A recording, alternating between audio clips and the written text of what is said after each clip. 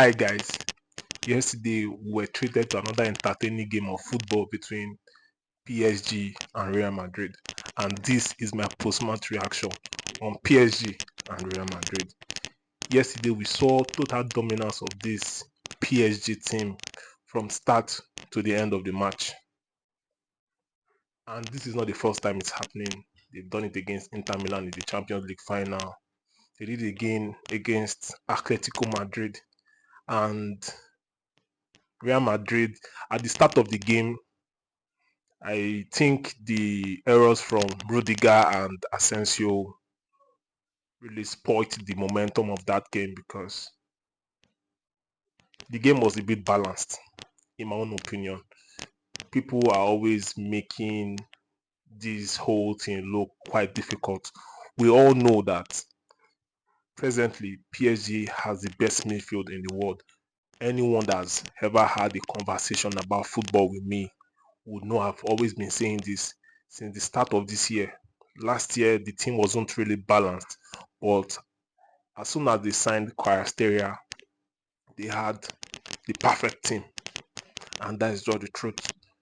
So I wasn't even expecting Real Madrid to dominate that game because now we missed few players like Dean Henderson in that defense. Because I know if had it been Dean Henderson had played, it would have been a bit the defense wouldn't have been a bit shaky because we know how good the Henderson is with the ball. And if you look at Real Madrid's past matches, he has been the one always controlling the game from the back and gives Tchouaméni more room to drop back. But with Rudiger and Asensio making those blunders at the start of the game, I knew that it would be very, very difficult. Now, considering the fact that Vini Jr. was not in that game, to be honest, I know Alonso earlier today with his post-match interview, he accepted he made a mistake starting those three attackers, and which we all know that Vini has been struggling since October 2024. For people that understand football very well, we all know he has been struggling after he lost the Ballon d'Or to Rodrigo. And him seeing Kylian Mbappe settling into the Real Madrid team kept him on his toes, which since then he has been trying to recreate 2021, 2022, 2023 form in that team. He still wants to feel like the main man of the team, but I think it is time for him to understand that Kylian Mbappe is a better goal scorer than Vini. So now he has to play for Kylian Mbappe. That was what Bale and Karim Benzema did during the BBC era. They played for Cristiano Ronaldo. Why? Because he's a better goal scorer than Bale and Benzema. And that's how the team clicked. Yes, I know we are still missing players like Toni Kroos, but we have to move on. Toni Kroos has retired. He's not coming back to play. Now Modric is also leaving. So I know Madrid will still make some signings because Lucas Vazquez too is leaving. Also, yesterday I heard people complain about Alonso using Valverde as a right back. But my question to them is, if Arnold is not playing, who could probably have played as a right back?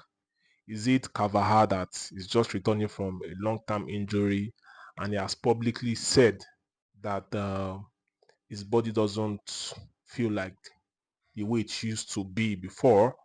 Or you want us to use Lucas Vazquez, then you just know say Kvaratskhelia go kill him for there.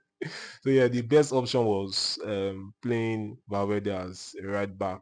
I know we missed him in the midfield because there was no one that was pressing, and Jude Bellingham tried. So like my best players for Real Madrid yesterday were Courtois. I mean, if to say that guy no dey goal post, for chop like 7 years because that guy made so many saves and he has been saving us for so many seasons now, and that was why we consider him one of the best.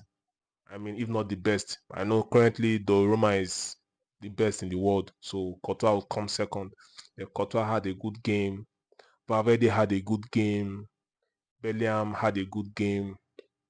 Gula bit tried a bit, but he wasn't really there because those three guys in that midfield, John Neves, Vitinha, and Fabian, those guys, like currently, there is no team in the world that will play PSG and dominate PSG with those three playing, and that's just the truth. Which brings me to when I said I was sitting with my friends and I told them that Fabian had more influence in that Spanish team winning the Euros than Rodrigo, but people misunderstood me and felt, oh, because I'm a Real Madrid fan and I wanted Vini to be crowned world best. Yes, Vini had a good season 2023. He won the Champions League. He won the 2024, yeah, 2024, yeah, he won the Champions League. He also won the league, so he had a good season, right? I am not saying Rodrigo is a bad player, but if you look at Fabian, you will understand he knows what he's doing in that midfield, and that is why I would say that no team currently will dominate that PSG midfield. The team entirely, their goalkeeper A1, their defense A1, their, their midfield double A1, their attack triple A1 because Due, Carasteri and Dembele will run you down. I don't want to know. That left back, they really told with Frank Garcia, but it is what it is. So now would be looking at the final between Chelsea and PSG, and I've been seeing so many Chelsea fans saying, "Oh, we'll go beat them, this, that." So it's going to be an entertaining game of football, and let's see if Chelsea can really contain this PSG attack.